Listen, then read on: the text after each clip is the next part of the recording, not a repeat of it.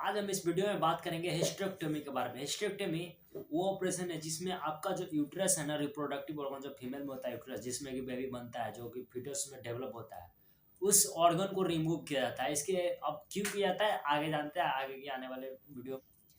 Remove करने का कारण होता है कि यूट्रस में यूट्राइन फाइब्रॉइड्स हो जाता है, जैसे कि बूंदा बूंदा टाइप का काला काला कुछ लग जाता है, गोटी गोटी जैसा हो जाता है, एकदम कुछ फाइब्रॉइड्स हो जाता है उसमें। इस कारण से और आपको पेन होने लगता है। और कारण है कि यार आपका जो यूट्रस है ना, वो प्रोलैप्स होकर के वजाइना के थ्रू यार बाहर निकल रहा है। ठीक है ना। इस कारण भी आपको हिस्टेरेक्टोमी करना पड़ सकता है। और इसमें कारण दिया गया कि यार यूट्रस का कैंसर हो सकता है, या फिर सर्विक्स और ओवरी का कुछ भी कैंसर हो गया तो आपको इसको रिमूव करना पड़ेगा। और दिया हुआ कि एंड्रोमेट्रियोसिस है तो फिर भी आपको यूट्रस का ऑपरेशन करना पड़ेगा। फिर होता है कि एबनॉर्मल वेजाइनल ब्लीडिंग, अगर आपको ब्लीडिंग भी नहीं रोक रहा है, एबनॉर्मल है जो कि नॉर्मल से ज़्यादा हो रहा है, तो उसमें भी आपको वेजाइनल ब्लीडिंग यार बहुत नॉर्मल होता है। कभी कभी पीरियड्स आता है तो नॉर्मल है, पर कभी कभी बहुत सारे फीमेल को एबनॉर्मल बहुत होने लगता है, तो उनका कुछ प्रॉब्लम होता है। इस कारण से उनको हिस्टेरेक्टोमी का करना बहुत इंपॉर्टेंट हो जाता है। और भी कारण है क्रोनिक पेल्विक पेन। आपको अगर क्रोनिक पेल्विक पेन रहता है, कभी ठीक नहीं होता है, आप बहुत ट्रीटमेंट कर चुके हो फिर भी आपको आराम नहीं मिल रहा है, तो आपको ये सच डॉक्टर सजेस्ट करते हैं कि आपको हिस्टेरेक्टोमी कराना चाहिए। आगे की एंडोनिमाइसिस और thickening thickening of the uterus. Uterus जो है ना, उसका साइज जो है कि बल्कि हो जाता है, बल्कि यूट्रस होता है ना, उसके कारण भी आपको हिस्टेरेक्टोमी करना पड़ सकता है। तो ये रीजन था कि आपको क्यों कराना पड़ सकता है ये सब। Hysterectomy for non-cancerous region is usually considered only after all other treatment approach have been tried without success. Hysterectomy तब किया जाता है ना कि जब आपको कैंसर नहीं है फिर भी आपको ये करना पड़ता है, पर उससे पहले ना कि आपको हर ट्रीटमेंट, जैसे कि पेल्विक पेन है तो कोई कोई ड्रग्स दिया गया है जिससे कि पेन कम हो जाए, फिर इन्फेक्शन ठीक हो जाए, सब बहुत सब कुछ ट्राई करने के बाद ना जब कुछ नहीं ठीक होता है ना, तब आपको डॉक्टर सजेस्ट करते हैं कि अब आपको हिस्टेरेक्टोमी परफॉर्म करना चाहिए, करा लेना चाहिए। इससे आपको राहत मिलेगा, क्योंकि अब कोई इसके अलावा कोई आपके पास ऑप्शन नहीं है। तब आपको डॉक्टर सजेस्ट करता है कि आपको हिस्टेरेक्टोमी कराना पड़ेगा। आएगी types of hysterectomy. Depending on the reason for hysterectomy, और सर्जन में चूज टू रिमूव ऑल और only part of the uterus. ये जो सर्जन है ना, वो आपको बताएंगे कि यार आपको सिर्फ यूट्रस रिमूव करना है, या फिर फेलोपियन ट्यूब, या फिर सर्विक्स। ये सर्जन पर डिपेंड करता है, फिर आपकी कंडीशन पर डिपेंड करता है। Patient and healthcare providers sometimes use this term inexactly, so it is important to clarify the cervix and or ovary are removed. कभी कभी आपको सिर्फ सर्विक रिमूव किया जाता है, या फिर ओवरी रिमूव किया जाता है, या फिर पूरे को हटा दिया जाता है। तो आइए जानते हैं कि यार जब क्या क्या चीज़ हटाना पड़ता है तो किस चीज़ को क्या क्या कहते हैं। तो सुप्रा सर्वाइकल और सब सब total hysterectomy remove only the upper part of the uterus keeping the cervix in place.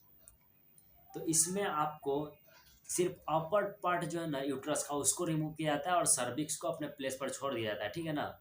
और अगला है कि यार टोटल हिस्टेरेक्टोमी। टोटल हिस्टेरेक्टोमी में आपको वोल यूट्रस सर्विक्स सब को रिमूव किया जाता है। और तीसरा एक रेडिकल हिस्टेरेक्टोमी। रेडिकल हिस्टेरेक्टोमी में आपको remove the whole uterus tissue on the sides of the uterus, the cervix and the top part of the vagina. Radical hysterectomy is generally only done when cancer is present. जो radical hysterectomy है ना, कि fully remove किया जाता है, जहाँ तक आपको दाग लगता है ना कैंसर का, वो सबको रिमूव कर दिया जाता है। जैसे कि होता है ना कि यार कभी कैंसर हो गया तो बढ़ता चला जाता है, जहाँ तक वो बना उसको हटा दिया जाता है, वेजाइना के जो लेयर होता है ना उसको भी हटा दिया जाता है अगर कैंसर है तो इसको रेडिकल हिस्टेरेक्टोमी बोला जाता है। और आगे जानते हैं कि the surgeon may remove the ovary, a procedure called oophorectomy. अगर सिर्फ सर्जन आपके ओवरी को रिमूव करते हैं ना तो इसको कहते हैं ओफोरेक्टोमी। और मैं लीव देम इन प्लेस, और यार इसको छोड़ भी सकते हैं, कभी कभी सर्जन इसको छोड़ देते हैं उसके प्लेस पर। When the tubes are removed that procedure is called salpingectomy. जब आपको सिर्फ जो ट्यूब होता है ना, फैलोपियन ट्यूब, उसको रिमूव किया जाता है ना तो इसको बोला जाता है सेल्पिंजेक्टोमी। When the entire uterus, both tubes and both ovaries are removed, the entire procedure is called hysterectomy and bilateral salpingectomy oophorectomy. तो जब आपको यूट्रस सर्विक्स सब रिमूव किया जाता है ना, यूट्रस ओवरी दोनों बोथ साइड का ट्यूब होता है जो, और दो ओवरी आपको रिमूव किया जाता है, तो इंटायर प्रोसीजर को कहते हैं हम लोग हिस्टेरेक्टोमी एंड बाइलेटरल सेल्पिंजेक्टोमी ओफोरेक्टोमी। अब आगे जानते हैं कि surgical technique for hysterectomy. Surgical technique होता है, उसमें क्या क्या करते हैं surgeon. Surgeon use different approach for hysterectomy depending on the surgeon experience. Surgeon होता है डिफरेंट अप्रोच के, जो जैसा सर्जन मिलेगा यार उस तरह का वो हिस्टेक्टोमी करेगा। और प्रोसीजर एक ही है, सब वही काम करेंगे, पर सबका करने का तरीका अलग होता है, क्योंकि सर्जन अपने बेस पे करता है, जैसा उसका एक्सपीरियंस वैसा वो काम करेगा ना, जैसा वो सीखा वैसा करेगा। चलिए देखते हैं the reason for hysterectomy and patient overall health. ये जो हिस्टेक्टोमी का जो पूरा चीज़ है ना, वो पेशेंट के हेल्थ पर डिपेंड करता है। सभी जितने भी सर्जन है, जो भी डॉक्टर हैं, वो सब पेशेंट को हेल्थ को देख करके उसको यार उसको काम करते हैं। ऐसा नहीं कि यार कंडीशन है नहीं और उसको ओटी में शिफ्ट कर दिया और ऑपरेशन करना है तो इसी दिन करना, नहीं जी। अगर पेशेंट का कंडीशन ठीक नहीं है तो उसको नहीं किया जाएगा, ठीक है ना। तो इस बात का सर्जन ध्यान रखते हैं। The hysterectomy technique will partially determine healing time and the kinds of scars, if any, that remains after the operation. और ये जो डिटरमाइन किया जाता है ना कि यार जो ऑपरेशन उसको रिकवरी करने में कितना टाइम लगेगा, वो सब पेशेंट को बता दिया जाता है पहले, ठीक है ना। There are two approach to surgery, traditional or open surgery and surgery using a minimal invasive procedure or MIP. एक होता है ट्रेडिशनल मेथड जो परंपरा के कहते हैं, जो एब्डोमेन को ओपन करके या तो उस तरह का सर्जरी, और एक होता है एमआईपी के थ्रू। चलिए आगे जानते हैं उसके बारे में। Open surgery hysterectomy. An abdominal hysterectomy is an open surgery. Abdomen जिसको जिसमें सर्जन एब्डोमेन में इंसिजन मार करके उसको ऑपरेशन करते हैं, उसको कहते हैं open hysterectomy. This is the most common approach to hysterectomy, accounting for about 50% of all surgeon diseases. 50% जो सर्जन हो, 54% सर्जन है इसी टेक्निक को अपनाते हैं, open abdomen. To perform an abdominal hysterectomy और surgeon makes 5 to 7 inches incision either up and down or side to side across the belly. The surgeon then remove the uterus through this incision. Surgeon आपको जो जो pubic area उसको 2 उंगली ऊपर या और जो अम्बलाइकल है ना उससे नीचे यार लोअर एब्डोमेन में इंसिजन मारता है। 5 से 7 इंच तक इंसिजन होता है, उसके थ्रू आप एब्डोमेन में इंटर करते हैं सर्जन। उसके बाद आपका यूट्रस को निकाल जाता है और उसको कट करके उसको लाइजेट कर दिया जाता है, फिर आपका एब्डोमेन को क्लोज कर दिया जाता है। इसको कहते हैं open hysterectomy. The following an abdominal hysterectomy, a person will usually spend 2-3 days in the hospital. There is also after healing a visual scars at the location of the incision. इसके बाद ये प्रोसीजर करने के बाद आपको hospital में 2 से 3 दिन के लिए रुकने के लिए बोला था, या ऐसे तो नॉर्मल यहाँ पर जो जहाँ मैं रहता हूँ वहाँ पर 8 दिन रुकने के लिए बोलते हैं। फिर भी जब टाका वाटे कट जाता है तब उनको घर भेजा जाता है। तो यहाँ पर 2-3 दिन दिया हुआ है, तो चलो यार 2-3 दिन मानते हैं, पर हम लोग 8 दिन रखते हैं यार। तो उसके बाद सब टाका वगैरह फिर उनको दवाई खाने के लिए दिया जाता है। और एमआईपी हिस्टेक्टोमी क्या होता है? There are several approach that can be used for an MIP hysterectomy. MIP hysterectomy में चले जानते हैं। vaginal hysterectomy, the surgeon makes a cut in the vagina and remove the uterus through this incision. The incision is closed, leaving no visible scars. ये तो vagina VH कहते हैं इसको, vaginal hysterectomy. इसमें सर्जन आपको वजाइना में एक incision मारता है, उसके थ्रू आपको यूट्रस को बाहर निकाल कर उसको लाइजेट कर दिया जाता है। इसको कहते हैं वजाइनल हिस्टेक्टोमी। अब आगे जानते हैं laparoscopic hysterectomy.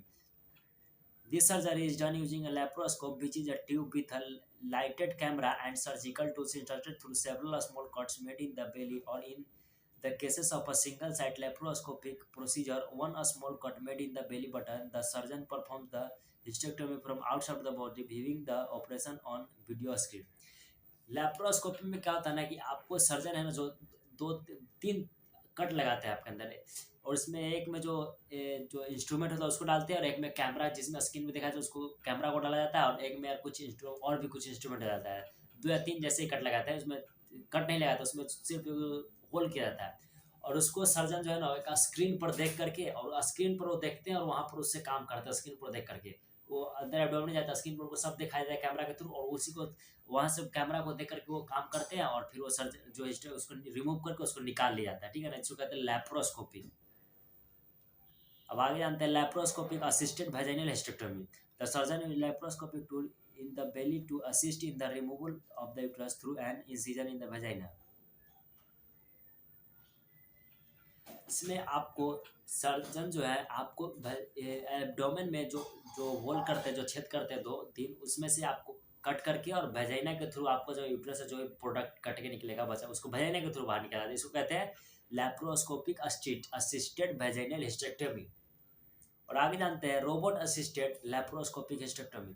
This procedure is similar to a laparoscopic hysterectomy, but the surgeon control a sophisticated robotic system of the surgical tools from the outside the body. Advanced technology allows the surgeon use to natural wrist movement and view the hysterectomy on the 3 dimensions scale.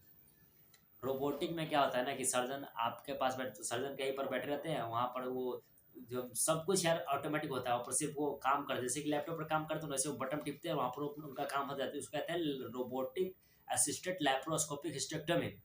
इसमें कुछ भी stitch उच लगाने के लिए कोई surgeon को जाना नहीं पड़ता, वहाँ पर सिर्फ बटन टिपते हैं, जो मशीन होता है वो अपने आप काम कर जाता है। इसको कहते हैं रोबोटिक असिस्टेड लैप्रोस्कोपिक हिस्टेक्टोमी। चलिए अब आगे जान लेते हैं कि कंपेयर करते हैं कौन सा बेहतर है यार, M I P hysterectomy and abdominal hysterectomy. तो using an M I P approach to remove the uterus offers a number of benefits when compared to the more traditional open surgery used for abdominal hysterectomy।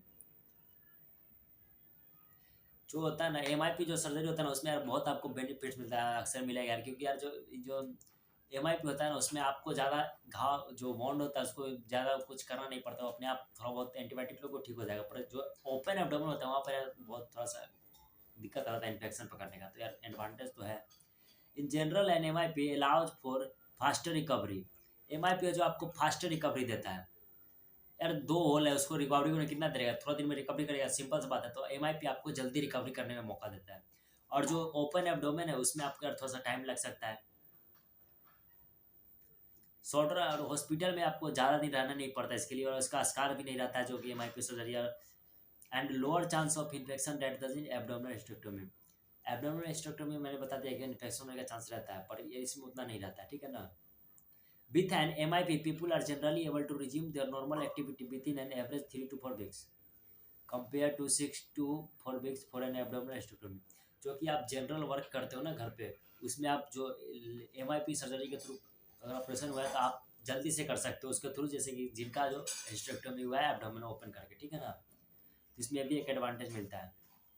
And the cost associated with MIP are considerably lower than the cost associated with open surgery, depending on the instruments used and the time spent in the operating room. Robotic procedure, however, can be much more expensive. There is also less risky for incision hernias with an MIP. हाँ तो यार जाहिर सी बात है कि यार ये जो रोबोटिक सर्जरी होगा ये सब तो महंगा पड़ेगा ना यार, तो इसमें थोड़ा सा खर्चा लगता है, पर यार आपके लिए बहुत सेफ रहता है सब, क्योंकि यार एडवांस कर रहा है तो इसमें तो यार जरूरी है वो सब कर, जिसमें यार कुछ इन्वॉल्व रहा है तो वहाँ पर जाए ना। तो यार इसमें तो यार खर्चा तो लगेगा पर आपको बहुत राहत मिलेगा, ठीक है ना। Not everyone is good candidate for minimally invasive procedure. The presence of scar tissue from previous surgery, obesity, and the size of the uterus and the head status can all affect whether the not MIP is advisable. You should talk your doctor about whether you might be a candidate for MIP। यार आप doctor आपको बता देते हैं कि आपको क्या करना है क्या नहीं करना है, तो यार डॉक्टर से सलाह लेते रहना। अब आगे जानते हैं कि अगर हिस्टेक्टोमी कराना तो उसमें रिस्क क्या क्या होता है। Most people who get hysterectomy have no serious problem और कॉम्प्लिकेशन फ्रॉम द सर्जरी। तो क्या बहुत सारे बहुत पीपल को ना, बहुत पर्सन को इसमें कोई साइड इफेक्ट नहीं देखने को मिलता है, कोई प्रॉब्लम नहीं आता है। फिर भी कुछ होता है तो चलिए जान लेना उसके बारे में, बनता है अपने अपनी। Australia hysterectomy major surgery and it not without risk. यार ये कोई रिस्की काम है पर उतना भी रिस्की नहीं है, विदाउट रिस्क का कुछ नहीं है, पर ये रिस्की है पर यार उतना ज़्यादा कॉम्प्लिकेशन भी है। तो चलिए जानते हैं क्या कौन कौन जो हमको कॉम्प्लिकेशन आ सकता है कि यूरिनरी इनकॉन्टिनेंस। यूरिनरी में कुछ यार जल्दी जल्दी आ सकता है, ठीक है ना। आगे जानते हैं vaginal prolapse, parts of the vagina coming out of the body. जो वेजाइना का पार्ट होता है आपको बॉडी के बाहर आ सकता है, ठीक है ना। Vaginal fistula formation and abnormal connection that form between the vagina and bladder और रेक्टम। जो कि ब्लैडर रेक्टम और जो वेजाइना तो उसका एबनॉर्मल कनेक्शन बन सकता है, ठीक है ना। और सर्जन तो सब सही से करता है पर कुछ प्रॉब्लम होता है, होता नहीं है, पर यार कब बाय दबे 1000 में एक को कभी हो जाए बाय दबे। क्रॉनिक पेन हो सकता है आपको। Other risk from hysterectomy include wound infection, blood clots, hemorrhage, and injury to surrounding organs. All through these are uncommon। तो यार हेमरेज यार सब होना तो यार सर अगर कुछ नहीं बना है लाइजर वेन उनको छूट जाता है तो यार ब्लीडिंग तो होगा, हेमरेज होगा, पेन तो रहबे करेगा यार। इन्फेक्शन के लिए अगर एंटीबायोटिक नहीं चलाएगा तो कोई इन्फेक्शन आएगा, पर यार डॉक्टर जो रखते हैं वो सब इसी का ध्यान रखते हैं, ठीक है ना। व्हाट आप जानते हैं कि अगर हम हिस्टेक्टोमी करा लें तो उसके बाद हम क्या एक्सपेक्ट कर सकते हैं। After hysterectomy if the ovaries where also removed you will be menopause. अगर आपको ओवरी अगर रिमूव कर दिया जाएगा ना तो आपको मोनोपोज में चले जाओगे। और if the ovaries are not removed you may be enter menopause at the earlier age than you would ठीक है ना। Most people are told the abstain from sex and avoid lifting heavy object for 6 weeks after hysterectomy. जो कि यार बहुत people को ना 6 वक्त के लिए ना सेक्स के लिए मना किया जाता है, जो कि होता है कॉम्प्लिकेशन। कभी कभी 6 वक्त के लिए सेक्स के लिए मना किया जाता है, फिर उनको कुछ हैवी वेट नहीं उठाना पड़ता है, तो आप एक्सपेक्ट करते हैं आप इस चीज़ को। After hysterectomy most people surveyed say they feel the operation succeed in at improving or curing their main problem, for example pain or heavy periods. और इस ऑपरेशन के बाद ना वो यार एक बहुत बड़ी प्रॉब्लम से छुटकारा हो जाता है उनको यार। जो पेन होता है वो नहीं होता है, फिर हैवी पीरियड होता है वो भी आना बंद हो जाता है, तो ये तो यार बहुत बड़ी अच्छी बात है। तो आज के वीडियो में हम लोग हिस्टेरेक्टोमी के बारे में पूरी चीज़ जान लिए, और आगे भी अगर जानना के लिए ना तो आप मेरे वीडियो को सब्सक्राइब कर दो और चैनल को वीडियो को लाइक कर दो और चैनल को सब्सक्राइब करना ना भूलेगा, क्योंकि यार मैं आपसे ना डेली यार इस टॉपिक पर वीडियो लाता रहूँगा। और यार आगे भी जाने के लिए, हमसे जुड़े रहने के लिए हमारे चैनल को सब्सक्राइब कर दें और बेल आइकन जरूर दबा दें यार। चलिए आज के लिए धन्यवाद। आगे फिर जानेंगे किसी प्रोसीजर को लेकर के, किसी मेडिसिन के बारे में, किसी और चीज़ को लेकर के। तो चलिए आज के लिए इतना ही, मिलते हैं।